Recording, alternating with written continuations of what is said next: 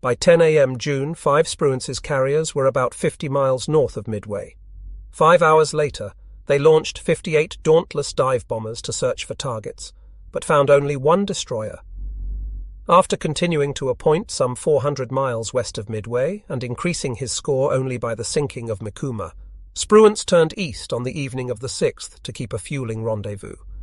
After the battle was over, Yamamoto blamed his defeat on the failure of his advance screen of 16 submarines to accomplish anything. The fault, however, was the Admiral's. He had deployed them to catch the Pacific Fleet where he counted on its being, instead of where it was. Nevertheless, a Parthian shot by one of these boats scored for Japan in the last play of this big game. Her victim was Yorktown, abandoned after her hits on 4 June unnecessarily, as proved by the fact that she floated for 24 hours with no human hand to help. She was taken in tow on the 5th by minesweeper Vireo, too small to cope with the carrier's 19,800-ton bulk. As Yorktown inched along toward home on 6 June, submarine On-168 penetrated her destroyer screen and got 2 torpedoes home. A third torpedo sank destroyer Hammond, which was then alongside the carrier to furnish power and pumps for her salvage crew.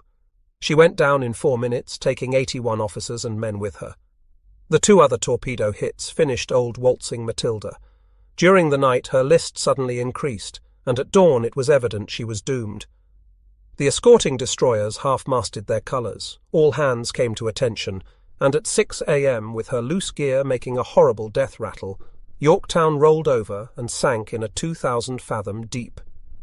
Midway was a victory not only of courage, determination, and excellent bombing technique, but of intelligence, bravely and wisely applied. Had we lacked early information of the Japanese movements, and had we been caught with carrier forces dispersed, the Battle of Midway would have ended differently, commented Admiral Nimitz. So, too, it might have ended differently but for the chance which gave Spruance command over 2 of the 3 flat tops. Fletcher did well, but Spruance's performance was superb. Calm, collected, decisive, yet receptive to advice. Keeping in his mind the picture of widely disparate forces, yet boldly seizing every opening, Raymond A. Spruance emerged from this battle one of the greatest admirals in American naval history. The Japanese knew very well that they were beaten. Midway thrust the warlords back on their heels, caused their ambitious plans for the conquest of Port Moresby, Fiji, New Caledonia and Samoa to be cancelled, and forced on them an unexpected and unwelcome defensive role. The word went out from Imperial headquarters that the name Midway was not to be mentioned. Admirals Nimitz, Fletcher and Spruance are, as I write, very much alive. Captain Mitcher of Hornet, Captain Murray of Enterprise, and Captain Miles Browning of the Slide Rule Mind have joined the 60 young aviators who met flaming death that day in reversing the verdict of battle. Think of them, reader, every 4th of June. They and their comrades who survived changed the whole course of the Pacific War. The Guadalcanal campaign, the most bitterly contested in American history since the campaign of Northern Virginia in the Civil War, comprised 7 major naval engagements, at least 10 pitched land battles, and innumerable forays, bombardments, and skirmishes. It began as a gleam in Admiral King's eye, in early February 1942. He saw clearly that the Japanese must not be permitted to consolidate the formidable prizes that they were then in the course of gathering. To the basic pre-war strategic decision to beat Germany first, King always remained faithful, but he insisted that it would be fatal to adopt a purely defensive attitude in the Pacific, as General Sir Alan Brooke, Chief of the Imperial General Staff, and other British strategists demanded. Limited offensives against the Japanese must be begun, and bases secured by us for future advances. Otherwise, the Japanese would certainly advance from Rabaul in the Bismarck Archipelago into Papua and New Guinea, then into Australia, Samoa, and even New Caledonia. The Joint Chiefs of Staff did not take kindly to the Admiral's defensive-offensive strategy, as he called it. They regarded it as a diversion. They were trying to block Churchill's diversion of our build-up for the main attack on Germany into North Africa. Wasn't this the same sort of thing in the Pacific? King vigorously denied it. The Bismarck Archipelago, he pointed out, blocks a main road. General MacArthur would say the only road to Tokyo and Guadalcanal is the toll gate. If we don't pay the toll, the Japanese will, and sail through in the contrary direction to Noumea, Fiji, and Queensland. On 3 May, as we have seen, the Japanese seized Tulagi, opposite Guadalcanal. Washington countered by allowing Vice Admiral Robert L. Gormley, recently appointed Commander South Pacific Force, to move into Espiritu Santo and start a base there, 28 May. The Free French had already allowed us to use Noumea. Japan's defeat at Midway caused General Tojo to shift his attention once more to the Southwest Pacific. A new 8th Fleet under Vice Admiral Mikawa was created to spearhead a fresh advance from Rabaul. New airfields were built at Rabaul to accommodate an air flotilla, and troops were alerted to march on Port Moresby, Papua, across the Owen Stanley Mountains. In order to enable land-based bombers to cover this advance, more airfields would have to be constructed in the Solomons. Tulagi was fit only for a seaplane base. Admiral King, with this intelligence in hand, overcame General Marshall's objections and obtained a Joint Chiefs of Staff directive on 2 July 1942 for Operation Watchtower. The South Pacific Force would first seize Tulagi and Guadalcanal. General MacArthur, in command of Southwest Pacific Forces and area at Brisbane, would then assume responsibility for taking the rest of the Solomons and finally Rabaul. That would remove one major barrier, the Bismarck Archipelago, to the recovery of the Philippines and the defeat of Japan. On 5 July, South Pacific reconnaissance planes gathered a bit of news that sparked off Operation Watchtower. The Japanese were beginning work on an airfield, the future Henderson Field, on Guadalcanal. Admiral King put his foot down, ordered Watchtower to start within a month, and how right he was. The Japanese expected to have the new Guadalcanal field ready for 60 bombers by 1 August, and by the end of the month to base a whole air flotilla there. That would menace our entire position in the South Pacific. Had we not attacked when we did, a new seaborne invasion of Port Moresby would have started in mid-August. Preparations were so hasty, and the forces available so lean, that the officers concerned nicknamed this Operation Shoestring. And one on a shoestring it was, since the main Allied effort at the time was directed to Operation Torch in North Africa. Vice Admiral Gormley, who remained in Noumea, had overall command. Under him, Rear Admiral Frank Jack Fletcher commanded the Expeditionary Force, as well as a carrier supporting force built around Enterprise, Saratoga, and Wasp. Rear Admiral Richmond Kelly Turner, the rough, tough, but highly intelligent flag officer who helped make the pre-war strategic decision of March 1941, now became Commander South Pacific Amphibious Force. This comprised, on the naval side, 2 Australian heavy cruisers and 1 light cruiser, 4 United States heavy cruisers and 19 destroyers, and for ground forces, about 19,000 Marines under Major General Alexander Vandegrift, embarked in 19 transports. Almost the entire Pacific Fleet at that time was involved. The operation was quickly mounted at Wellington, Sydney, San Diego, and Noumea. The Marines rehearsed in the Fijis at the end of July. This meant too short a period for training. Watchtower was the first amphibious operation undertaken by United States forces since 1898, and the feeling among the participants was anything but confident. The Japanese in Malaya, the Philippines and Java had acquired a reputation of invincibility, especially in jungle fighting. Despite their defeat at Midway, they still had plenty of ships and planes to throw into the Solomons. Furthermore, there is something sinister and depressing about that sound, soon to be renamed Iron Bottom, between Guadalcanal and Florida Islands. Men who rounded Cape Esperance in the darkness before dawn of 7 August remember that it gave you the creeps. Even the land smell failed to cheer sailors who had been long at sea. Guadalcanal gave out a rank, heavy stench of mud, slime and jungle. And the serrated cone of Savo Island looked sinister as the crest of a giant dinosaur emerging from the ocean depths. Everything went well, for a time. Surprise, one of the most essential conditions of a successful landing in enemy territory, was complete. The landings on Guadalcanal were effected in full daylight against slight and scattered opposition, and the incomplete airstrip was occupied at 4 p.m. Tulagi, where the bulk of the defence force was located, took more time and effort, but was practically secured by the morning of 8 August. On D-Day, 7 August, there developed the first serious counterattack, a raid of some 43 Japanese bombers with fighter cover from Rabaul in 3 groups, intercepted successfully by Wildcats from Fletcher's 3 carriers, then operating southwest of Guadalcanal.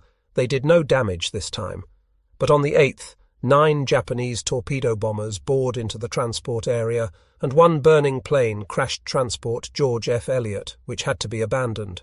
By midnight, 8 to 9 August, the beachheads and airstrip on Guadalcanal and the 3 wanted islands on the Tulagi side of the Sound were secured. Prospects looked bright indeed. Then, shortly after midnight, there opened the Battle of Savo Island, probably the worst defeat ever inflicted on the United States Navy in a fair fight. Early in the morning of 7 August, news of the American landings reached Vice Admiral Mikawa at Rabaul. His decision was prompt and intelligent, to send reinforcements to the Tulagi Guadalcanal garrison, and to assemble a task group to attack the American ships unloading there. A few hundred troops were hastily assembled at Rabaul and embarked in transport Meiyo Maru, which was sent off to the endangered island with a light escort. When this transport was steaming about 14 miles off Cape St. George shortly before midnight 8 August, she encountered United States submarine S-38, Lieutenant Commander H.G. Munson, a veteran of the Java campaign, and was torpedoed and sunk. So much for that. Mikawa's naval reaction is a very different story. 1 hour after receiving the bad news from Tulagi, he began collecting from Kavieng and Rabaul a task group to attack the American Expeditionary Force. It was a scratch team. The ships had never trained together before, but it proved to be good enough for the task in hand. Heavy cruisers Chokai, Flagship, Aoba, Kako, Kinugasa, and Furutaka, light cruisers Tenryu and Yubari, and one destroyer, Unagi, made rendezvous in St. George Channel around 7 a.m. August 7 and started hell-bent for Guadalcanal. Mikawa's battle plan, sent by Blinker to each ship, was to enter Iron Bottom Sound in the small hours of the 9th, strike the warships guarding the expeditionary force, shoot up the unloading transports, and retire. An excellent plan, but the chances of detection were great, as the striking force had to steam in full daylight down the slot between the central Solomon Islands before entering the cover of darkness. Owing to a series of blunders on our side, the slot was not properly covered by air search on 8 August, and the one sighting of Mikawa's force that day by an Australian Hudson pilot at 10:26 a.m. was so mishandled by him, as well as by the authorities who passed it along, that Admiral Turner did not receive it until over 8 hours had passed. This contact report, moreover, was misleading, in that the pilot mistook 2 Japanese cruisers for seaplane tenders. On that basis, Turner made the bad guess that the Japanese were not coming through that night, but intended to set up a seaplane base at Santa Isabel Island, some 150 miles from Savo, and attack later. Dogmatically deciding what the enemy would do, instead of considering what he could or might do, was not Turner's only mistake on that fatal night. He allowed his fighting ships to be divided into 3 separate forces to guard 3 possible sea approaches by the enemy. Rear Admiral Norman Scott, with 2 light cruisers and 2 destroyers, patrolled the transport area between Tulagi and Guadalcanal and never got into the battle. The 2 western approaches, on each side of Savo Island, were guarded by 6 heavy cruisers and 4 destroyers, besides 2 more destroyers thrust out as pickets under Rear Admiral Victor Crutchley. This British flag officer in the Australian Navy was a gallant and jovial figure, sporting a full red beard to hide a wound scar. He had taken part in the Battle of Jutland and won the Victoria Cross. For reasons unknown, Crutchley neither conferred with his cruiser captains before the battle, nor issued a battle plan, and his disposition was faulty. The cruisers were divided into 2 groups, the southern under himself in His Majesty's Australian ship Australia, with her sister ship Canberra, USS Chicago, and 2 destroyers, guarded the southern entrance to the Sound. USS Vincennes, Astoria, and Quincy, with 2 destroyers, under the tactical command of Captain Reefcoal in Vincennes, guarded the northern entrance. Turner was so certain that the enemy would not attack that night that he made the further mistake of summoning Crutchley in Australia to a conference on board his flagship Macaulay, some 20 miles away, in Lunga Road's Guadalcanal. This action of Turner's stemmed from the worst of all blunders that night, Admiral Fletcher's decision to retire his 3-carrier task force from its covering position, depriving the landing force of air cover next day. He did so on the flimsy ground that his fighter plane strength had been reduced 21% in 2 days' operations, and that his ships needed fuel, of which they were far from dangerously short. Probably the real reason was that Frank Jack had already lost Lexington and Yorktown and did not intend to lose another carrier. He commenced this withdrawal at about 6:10 p.m. August 8 without consulting Turner, who was below him in the chain of command. That was why Turner felt he had to confer with Crutchley and Vandergrift to decide whether the partly unloaded transports should depart that night or risk more Japanese air attack without air protection. Consequently, Cruiser Australia and the officer in tactical command were not on hand when badly needed, and the depleted cruiser group south of Savo Island was commanded by Captain Bode of Chicago, who acted as if dazed. This was a hot, overcast and oppressive night, heavy with impending doom, as a novelist would say. At 11:15 p.m., when Turner's flag conference opened, the two cruiser groups off Savo Island were steaming at low speed on their monotonous patrol courses. Officers and men were dog-tired after 2 full days of incessant action. They had been at general quarters for 48 hours. At 11:45 p.m. came the first disturbance. 3 unidentified planes reported by picket destroyer Ralph Talbot. Turner did not get this report, but the cruiser captains who did, and who even saw the planes overhead, assumed with incredible optimism that they were friendly. These planes had been catapulted by Mikawa's cruisers at 11:10 p.m. to tell him what to expect and to illuminate targets for his gunners. They droned unmolested over the sleepy American ships for an hour and a half, sending exact information of their movements that was very helpful to the Japanese admiral. At 12:40 a.m. August 9, Admiral Mikawa, having sighted Savo Island in the darkness, summoned his men to battle stations. He was using hooded blinkers, invisible outside his column, to signal his ships. 3 minutes later, lookouts in flagship Chokai sighted a ship, obviously enemy, on their starboard bow. This was picket destroyer Blue. Mikawa wisely decided that this was no moment to alert the enemy by shooting. He ordered a slow down to 22 knots, and the Japanese column padded silently by, every gun trained on Blue, just in case she opened up. Nobody in the destroyer suspected a thing. Her submarine chaser radar did not register, and her lookouts were looking the wrong way. After another tense half-hour, the Japanese sighted ahead 2 American cruisers and 2 destroyers. At 1:36 a.m., Mikawa ordered commence firing. 2 minutes later, a flock of torpedoes leapt out of their tubes, aimed at Chicago, Canberra, and Bagley. For 5 minutes more, the Japanese force approached undetected. Not until 1:43 a.m. did Commander Frank Walker of Destroyer Patterson, the only American ship properly awake that night, sight them.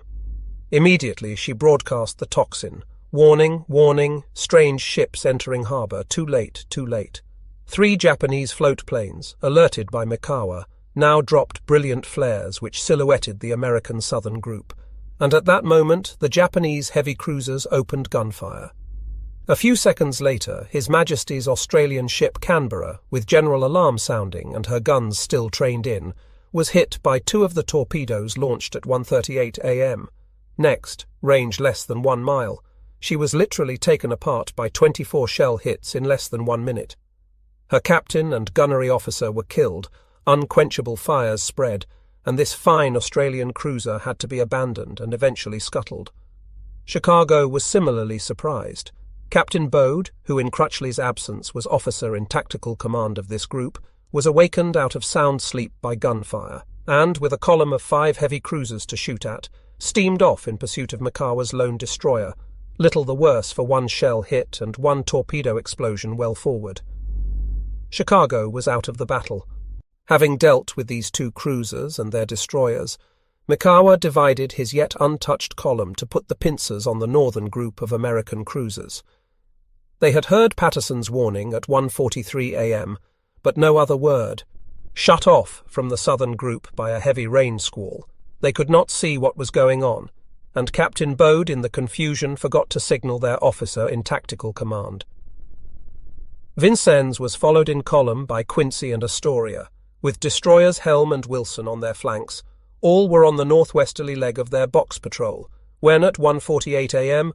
Chokai launched torpedoes at Astoria, the nearest.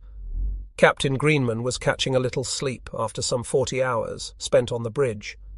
His gunnery officer, Lieutenant Commander Truesdell, commenced firing the main battery on his own initiative at 1:52.5 a.m. Chokar's torpedoes missed, but she poured salvo after salvo of 8-inch shell into hapless Astoria, which became a blazing shambles. She went dead in the water and, defying all efforts of her damage control crews, sank next day. Quincy, next astern of Astoria, was the least prepared for action and took the worst beating, but in the opinion of the Japanese, she put up the best fight of any Allied ship that night. A searchlight from Ioba, which brilliantly illuminated her at about 1:50 a.m., found her guns still trained in, fore and aft. Promptly she trained them on the target and got off 2 9-gun salvos, from which 2 shells hit Chokai, one of them demolishing the Japanese admiral's staff chart room. In avoiding collision with Vincennes ahead, she appeared to the enemy to be bearing down on them to ram. Although enveloped in flames from midships aft, a shell burst having lighted a plane on her fantail, her forward guns continued to fire. Now the doomed cruiser was caught by crossfire between the 2 Japanese columns. Turret number 2 exploded after a shell hit. Number 4 fire room took a torpedo, engine rooms became sealed death traps, the sick bay was wiped out. A shell ignited the ammunition for a 5-inch gun. Fires raged throughout. The only question now was whether she would burn to death or sink. Captain Moore, mortally wounded by a shell hit that killed almost everyone on the bridge, ordered the helmsman to try to beach her on Savo Island. Then he gave up the ghost. The senior surviving officer, 7th in the chain of command, ordered abandon ship. At 2:35 a.m. Quincy rolled over and sank, first piece of the steel carpet that now underlies Iron Bottom Sound. Leading the northern cruiser column, and last to be engaged, was Vincennes. At 1:50 a.m. Captain Reefcoal and his executive officer were still speculating about Patterson's warning, and what the sound of distant gunfire and airplane flares meant when Japanese searchlights fastened on their ship. Reefcoal assumed that they were from the southern group, having strayed off its patrol course, and even signalled Chicago by radio to shut off the searchlights. An 8-inch salvo from Kako ended that line of thought. Vincennes replied in kind at 1:53 a.m., and her second salvo made a hit on Kinugasa. Enemy gunfire simultaneously exploded the planes on the American cruiser's fantail, and their flames provided a brilliant illumination which helped the enemy, as he swept by, to destroy Vincennes methodically by gunfire and torpedoes. She took 3 of these in 2 fire rooms, floundered to a halt, and pounded by repeated gunfire, with direct hits on every gun turret, went down into the depths a few minutes after Quincy took the plunge. By this time the Japanese force was in disorder, owing to each ship's manoeuvring to fire at best advantage, and Admiral Mikawa was not certain where they all were. So at 2:20 a.m. he ordered all ships to reform northwest of Savo Island, intending apparently to execute the second part of his battle plan and fall on the almost undefended transports. But Mikawa was uneasy in his mind, as he confessed after the war. At 2:40 a.m. he thought better of returning to the fray and ordered all ships to make for Rabaul at top speed. His reason, strangely enough, was a fear of being bombed in the approaching daylight by planes from Admiral Fletcher's carriers, which by that time were hightailing to safety. Even though Mikawa lacked the strategic savvy to gather more fruits of victory, a resounding victory it was.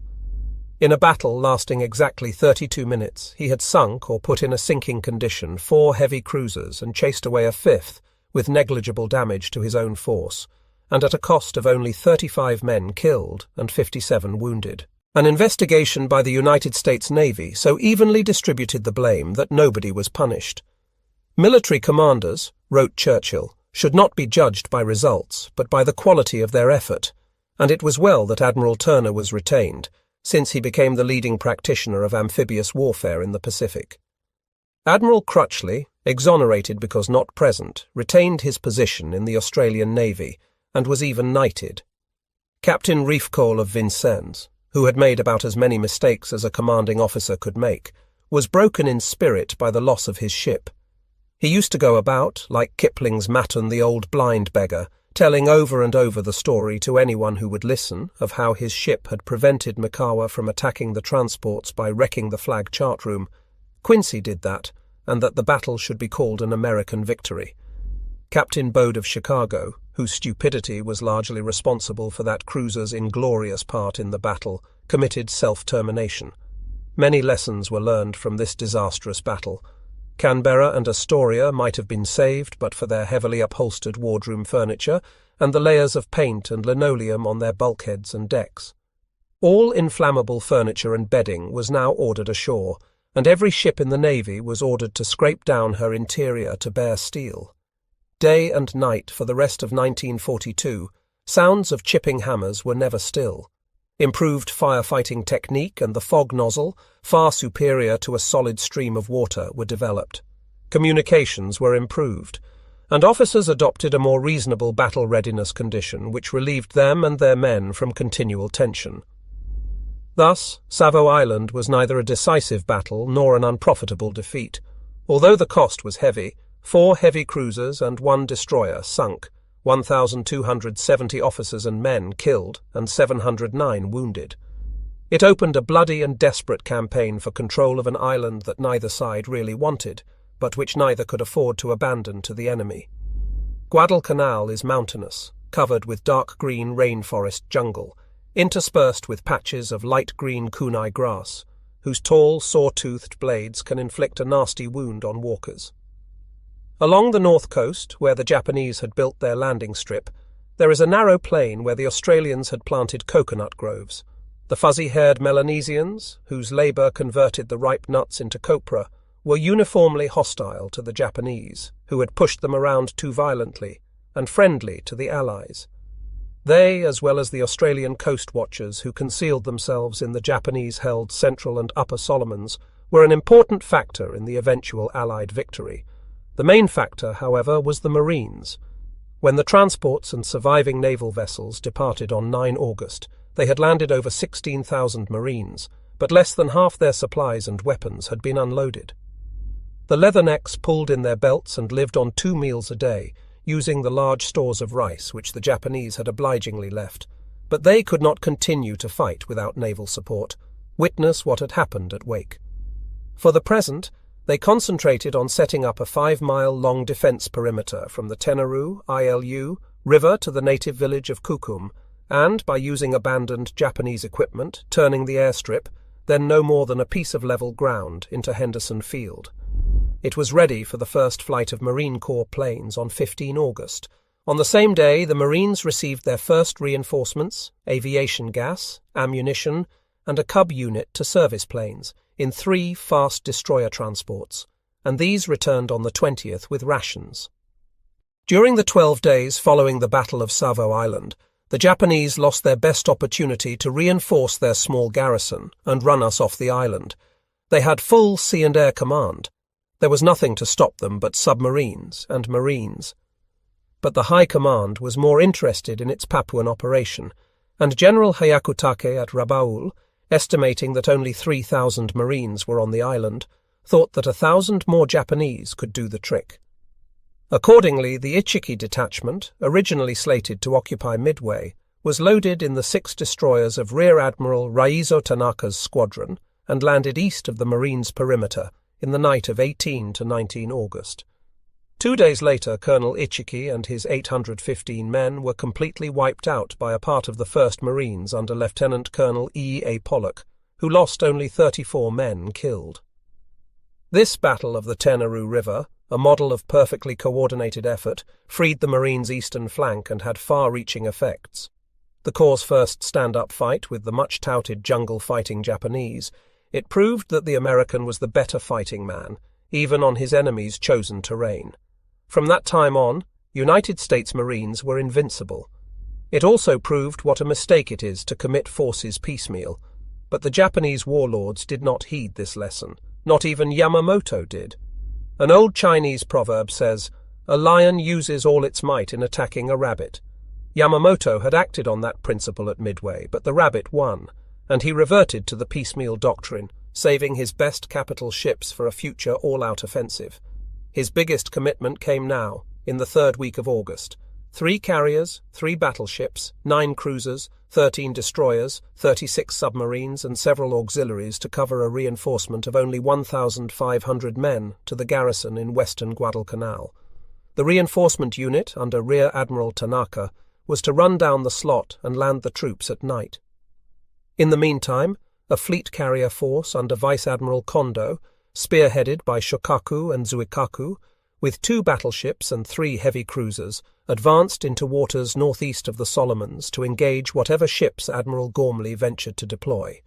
Admiral Hara's light carrier Ryujo, thrusting ahead, would play the dual role of flying off bombers to pound Henderson Field, and baiting the American carrier planes into attacking her, while formidable air groups from the 2 big carriers punished Frank Jack Fletcher's flat tops. 6 submarines steamed ahead to scout, 6 others were deployed southwest of the Santa Cruz Islands, and 4 groups of 3 each thrust down to the south and west. It looked like a sure thing. Warned by Australian coast watchers and American reconnaissance planes, Admiral Gormley now ordered Fletcher's strong carrier force, Enterprise, Saratoga, Wasp, north, to cover sea lanes into the Solomons. By daybreak, 23 August, they were east of Malaita and about 150 miles from Henderson Field. Admiral Kondo did not yet know their exact position, and Fletcher, misinformed by Pacific Fleet intelligence that the Japanese force still lay north of Truk, decided at the close of the 23rd that there would be no battle for several days. So he sent the Wasp group to a fueling rendezvous. This was a bad move, for Yamamoto had already ordered Kondo to press ahead and engage him. At 9:05 a.m. August 24, an American PBY spotted carrier Ryujo about 280 miles northwest of Fletcher's now 2-carrier force.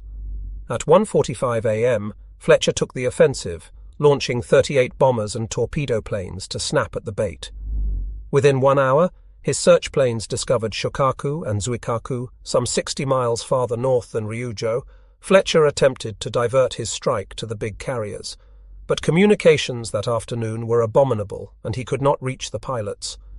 Commander N.D. Felt's air group attacked Ryujo successfully, and at 10 p.m. she was swallowed up by the sea. Admiral Nagumo decided that the hour had come to avenge Midway. At 3:07 p.m. and 4 p.m., 2 attack groups rolled off the decks of Zuikaku and Shokaku. Poseidon and Aeolus had arranged a striking setting for this battle. Towering cumulus clouds, constantly rearranged by the 16-knot southeast trade wind in a series of snowy castles and ramparts, blocked off nearly half the depthless dome. The ocean, 2 miles deep at this point, was topped with merry whitecaps dancing to a clear horizon, such as navigators love. The scene, dark shadows turning some ships purple and sun illuminating others in sharp detail, a graceful curl of foam at the bow of each flat top, the long bow of North Carolina, a recent arrival from the Atlantic, Atlanta bristling like a porcupine with anti-aircraft guns, heavy cruisers stolid and businesslike, and the destroyers thrusting, lunging and throwing spray, was one for a great marine artist to depict. To practical carrier seamen, however, the setup was far from perfect. Those handsome clouds could hide 100 vengeful aircraft. That high equatorial sun could provide a concealed path for pouncing dive bombers. That reflected glare of blue, white and gold bothered and even blinded the lookouts, and made aircraft identification doubtful. Altogether, it was the kind of weather a flat-top sailor wants the gods to spread over the enemy's task force, not his own. As at Midway and Coral Sea, each carrier group, in a tight circle about 2 miles in diameter, was independent of the other. Enterprise operated 10 miles northwest of Saratoga. Fletcher was ready for Japanese bombers with 51 Wildcats, mostly from Enterprise, stacked in 3 layers as combat air patrol. At 4:29 p.m. August 24, the attack group was only 10 miles away. Dive bombers and torpedo planes helped combat air patrol to intercept it. About 24 dive bombers got through, one diving about every 7 seconds. Enterprise took 3 bombs, which killed 74 men, ruptured her decks and wrecked the 5-inch guns, but good damage control saved the ship. North Carolina also attracted enemy attention, but she drove off or shot down 14 bombers that got through combat air patrol. By 4:47 p.m. this main attack was finished, and Enterprise at 5:49 p.m. headed into the wind to recover planes. But Big E's troubles were not over. Delayed effects of 2 bombs stifled the steering engine and jammed her rudder. By amazingly quick and courageous work, this was brought under control at 6:59 p.m., just when the second Japanese attack wave should have come in, but it missed the carriers altogether. None of the attackers got through to Saratoga, but she hit back at the enemy. 5 Avenger torpedo bomber and 2 Dauntless dive bombers under Lieutenant Harold H. Larson were scrambled to counterattack. At 5:45 p.m. they attacked Kondo's advance force, badly damaging seaplane carrier Chitose, and were back on board Sara by 1930. They had no fighter cover, and they were only 7 on a mission for which tenfold the number of planes would have been assigned later in the war. Gallant lads these, none braver. Admiral Fletcher now decided to call it a day and turned southward toward a fueling rendezvous. His 2 carriers, amazingly, had lost only 17 planes. Kondo sent his van of battleships and cruisers in pursuit, but gave it up and retired before midnight. Neither commander regarded the battle as finished, but to all intents and purposes it was, except for Admiral Tanaka's reinforcement unit. His destroyers pranced up and down off Lunga Point that night, bombarding the Marines' perimeter. Next morning, 25 August, the Marines' own air group from Henderson Field badly damaged Tanaka's flagship Jintsu and a transport, while a B-17 actually sank a destroyer, which caused amazement on both sides. The Battle of the Eastern Solomons was over. It is generally accounted an American victory, though far from clean-cut, since 2 big Japanese carriers remained afloat and undamaged. But the study of this engagement by American airmen and technicians led to great improvements in aircraft tactics and carrier construction in the immense pilot training and shipbuilding programs underway. An unfortunate epilogue was the torpedoing of Saratoga, about 260 miles southeast of Guadalcanal, by submarine Y-26 on 31 August. She was saved, but her repairs took 3 months to complete. Admiral Fletcher, flying his flag in her at the time, was now relieved, and during the rest of the war received commands more commensurate with his abilities. This Guadalcanal campaign ran from one crisis to another. After the Battle of the Eastern Solomons, each side concentrated on reinforcing its island garrison. Admiral Gormley initiated an almost continuous reinforcement by freighters, covered by combatant ships and by planes. The Japanese kept thrusting reinforcements into the island after dark in fast destroyers, covered by naval bombardments which made nightlife hideous for the Marines. Ashore there was fighting every day in the week, and 2 big offensives.